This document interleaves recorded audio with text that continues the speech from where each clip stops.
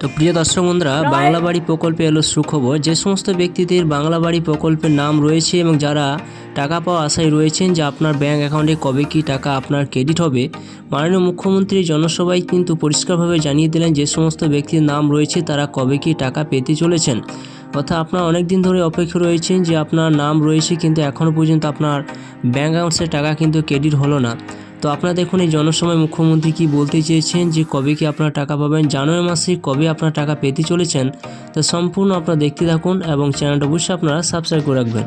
এছাড়া দুয়ারে চিকিৎসা নিয়ে মুখ্যমন্ত্রী এখানে কি ঘোষণা করলেন দেখুন সম্পূর্ণ তিনি কি বলতে চেয়েছেন।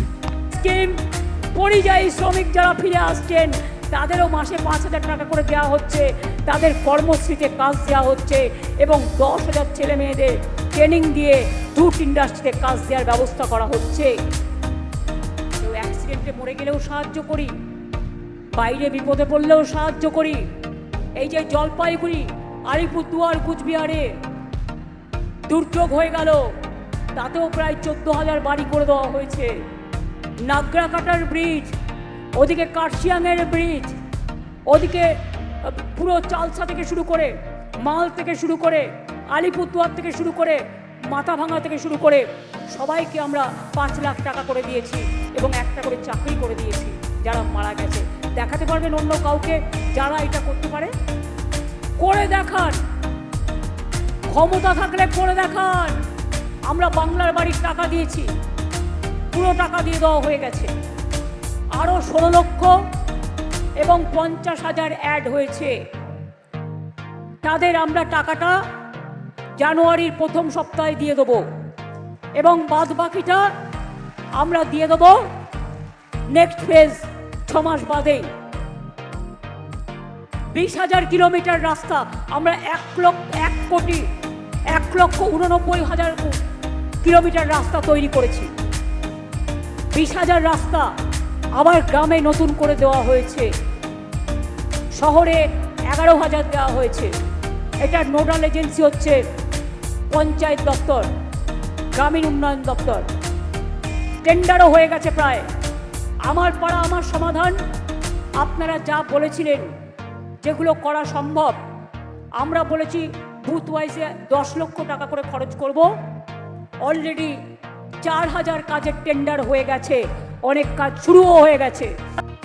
আরও 210টা অ্যাম্বুলেন্স, আইসিসিউ অ্যাম্বুলেন্স আমি তৈরি করে দিয়েছি, যাতে প্রত্যন্তরে গ্রামে গিয়ে যেখানে লোকে চিকিৎসা পায় না সেখানে গিয়ে তারা চিকিৎসা করতে পারবে।